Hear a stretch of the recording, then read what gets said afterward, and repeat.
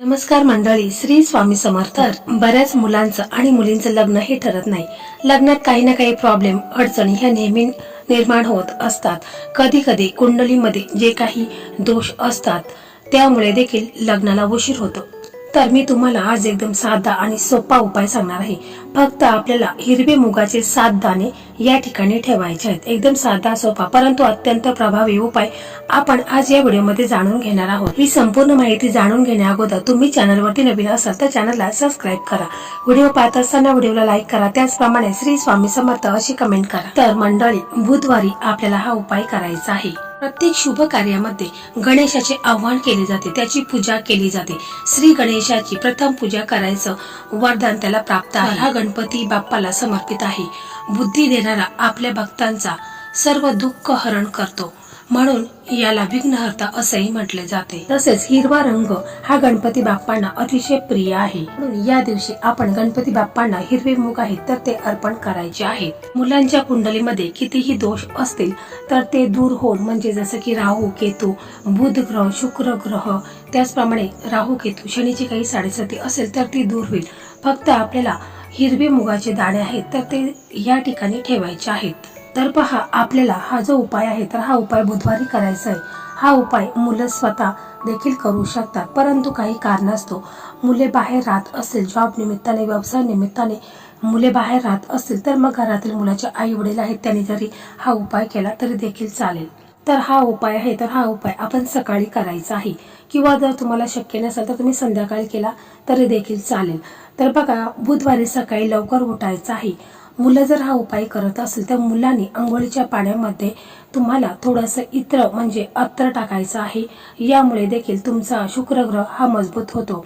आणि मग त्याच्यानंतर तुम्हाला या दिवशी बुधवार आहे तर तुम्ही हिरवे कपडे आहेत तर ते घालायचे आहेत. जर शक्य नसेल, म्हणजे हिरवे कपडे घालणे शक्य नसेल, तर मग तुम्ही एखादा हिरवा रुमाल जवळ ठेवायचा आहे. तसेच मुलांनी आंघोळ झाल्यानंतर हळदीचा टिळक आहे तो आपल्या कपाळी लावायचा आहे. सूर्यदेवांना अर्घ्य द्यायचा आहे. त्या लोट्यामध्ये तुम्हाला काय करायचं आहे की चिमूटभर हळद टाकायची आहे आणि सूर्यदेवांना अर्घ्य द्यायचा आहे. त्याचप्रमाणे या दिवशी मुलांनी गाईला हिरवे मूग आहेत तर ते देखील खाऊ घालायचे आहेत. हिरवा चारा खाऊ घालायचा आहे. हिरव्या वस्तूंचे तुम्ही दान करू शकता, कारण यामुळे तुमच्या कुंडलीमध्ये सर्व ग्रह आहेत तर ते मजबूत होतात आणि लग्नाचे योग कुंडलीमध्ये निर्माण होतात. तर बघा, हा उपाय जर मुलाचे आई वडील करत असेल तर त्यांनी देखील सकाळी ब्रह्ममुहूर्तावर उठायचे, आंघोळ करायचे आहे. आपला देवघर आहे तिथे एक आसन टाकायचं आहे, बसायचं आहे. आपल्या देवघरामध्ये तुम्हाला एक तुपाचा दिवा लावायचा, अगरबत्ती लावायची आहे. आपल्या देवघरामध्ये गणपती बाप्पांची मूर्ती असेल, फोटो असेल तर तो पुसून घ्यायचा आहे. मूर्ती असेल तर मूर्तीवरती तुम्ही पंचामृताने किंवा दुधाने, पाण्याने अभिषेक करून घ्यायचा आहे.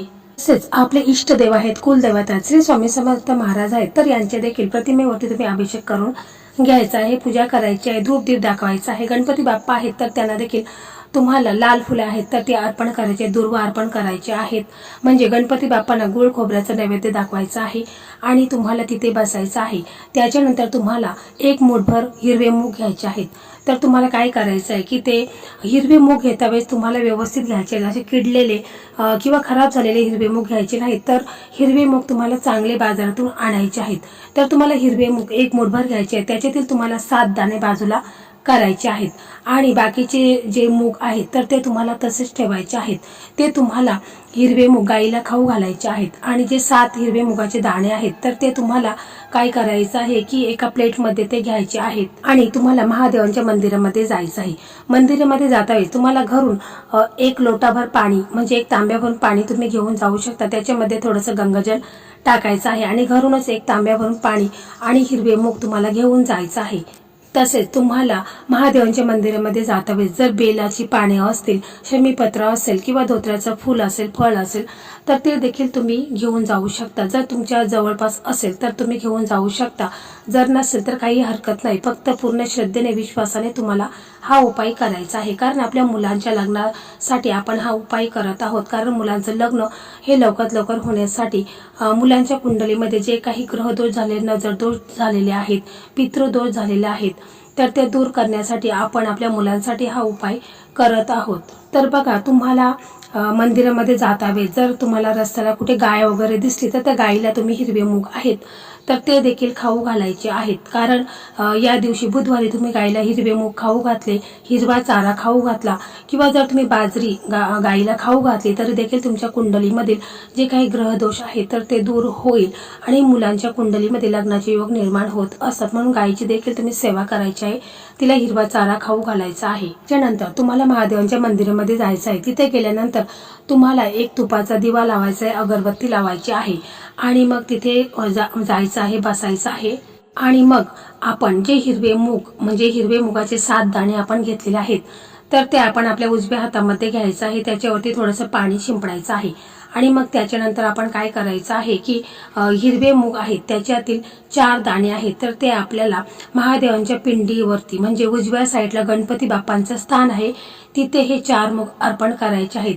आणि मग ओम गम गणपताय नमः, ओम गण गणपताय नमः हा मंत्र तुम्हाला 21 वेळा बोलायचा आहे आणि ते 4 दाणे हिरवे मुगाचे तुम्हाला गणपती बाप्पांना अर्पण करायचे आहेत.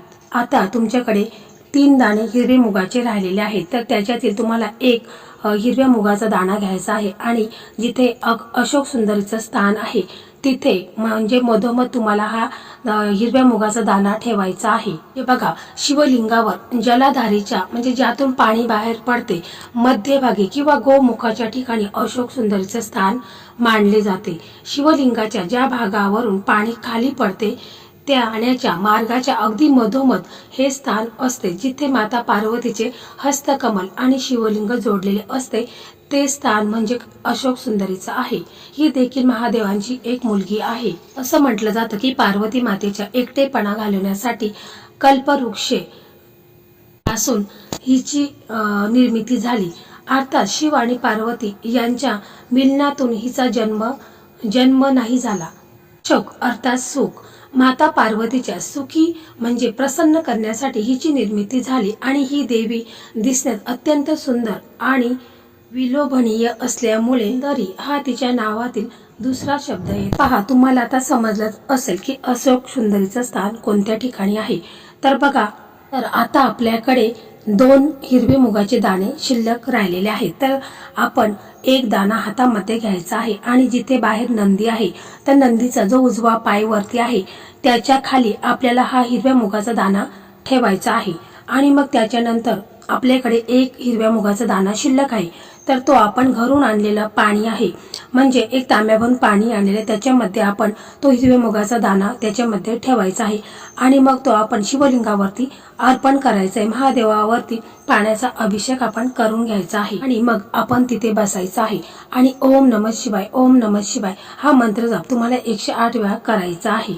जर आई वडील हा उपाय करत असेल तर आई वडिलांनी आपल्या मुलांच्या लग्नाबद्दल बोलायचं आहे की माझ्या मुलांच्या कुंडलीमध्ये जो काही दोष झालेला आहे, नजर दोष झालेला आहे, पितृदोष झालेला आहे, लोकांची वाईट नजर लागलेली आहे, तर भरपूर अशा समस्या अडचणी ह्या मुलांवरती येत आहे, तर माझ्या मुलांचं लग्न हे लवकरात लवकर होऊ द्या असं तुम्हाला पूर्ण श्रद्धेने विश्वासाने आपले दोन्ही हात जोडायचे आहेत आणि महादेवाला तुम्हाला कळकळून प्रार्थना करायची आहे. तसेच जर हा उपाय मुलं स्वतः करत असेल तर मुलांनी देखील असंच बोलायचं आहे की माझ्या लग्नात जे काही विघ्न येत आहेत, कोणतं ना कोणतं कारण नसताना माझं लग्न हे ठरत नाही, कुंडलीमध्ये काही दोष निर्माण झालेले आहेत तर ते संपूर्णपणे दूर होऊन माझं लग्न हे लवकरात लवकर होऊ द्या असं तुम्हाला दोन्ही हात जोडून प्रार्थना करायची आहे. आणि मग मुलांनी तिथे बसायचं आहे आणि ओम नमः शिवाय, ओम नमः शिवाय हा मंत्र तुम्हाला 108 वेळा बोलायचा आहे. तुम्ही घरून येतानाच एखादी रुद्राक्षाची माळ बरोबर घेऊन यायचं आहे आणि मग तुम्हाला 108 वेळा हा मंत्र जाप करायचा आहे. किंवा तुम्ही जर तुमच्या जवळ तांदूळ असतील म्हणजे अक्षता असतील तर ते देखील तुम्ही 108 बरोबर घेऊन यायचं आहे आणि मग व्यवस्थित आपण ओम नमः शिवाय बोलायचं आहे आणि एक अखंड तांदूळ बाजूला करायचा आहे. अशा प्रकारे देखील तुम्ही हा मंत्र जाप पूर्ण करू शकता. पूर्ण श्रद्धेने विश्वासाने तुम्हाला हा मंत्र जाप करायचा आहे. बघा, हा उपाय केल्याने तुम्हाला लगेच याचा चमत्कार पाहायला मिळेल. तुमच्या मुलांसाठी स्थळ यायला सुरुवात होईल आणि मुलांच्या कुंडलीमध्ये लग्नाचे योग देखील निर्माण होतील आणि मुलांचं लग्न हे लवकरात लवकर ठरेल. म्हणजे 5 दिवसामध्येच मुलांसाठी स्थळ यायला सुरुवात होईल आणि मुलांचं लग्न लगेच जमेल. फक्त उपाय करून चालत नाही तर मनामध्ये श्रद्धा विश्वास असणे फार महत्वाचं आहे, तरच तो उपाय आपला यशस्वी होत असतो. तर मंडळी, लग्नासंदर्भात भरपूर व्हिडिओ आपल्या चॅनलवरती आहेत. म्हणजे मराठी मेघना या यूट्यूब चॅनलवरती लग्नासंदर्भात भरपूर व्हिडिओ अपलोड झालेले आहेत. जवळजवळ 85-90 व्हिडिओ हे लग्नाचे आहेत. तर ते देखील व्हिडिओ तुम्ही पाहू शकता, ज्यामध्ये बऱ्याच मुलींचं लग्न ठरलेलं आहे. कारण मी जे हे उपाय तुम्हाला सांगत आहे तर ते ज्योतिषाने सांगितलेले महा उपाय आहेत आणि यामध्ये बऱ्याच मुलींचं लग्न देखील ठरलेलं आहे. मंडळी, अशा प्रकारे आजचा हा व्हिडिओ होता. हा व्हिडिओ तुम्हाला कसा वाटला कमेंटमध्ये नक्की सांगा आणि व्हिडिओ आवडला तर इतर तुमचे मित्रमैत्रिणी असतील ज्यांचं लग्न ठरलेलं नाही त्यांना देखील शेअर करा. धन्यवाद. श्री स्वामी समर्थ. जय जय स्वामी समर्थ.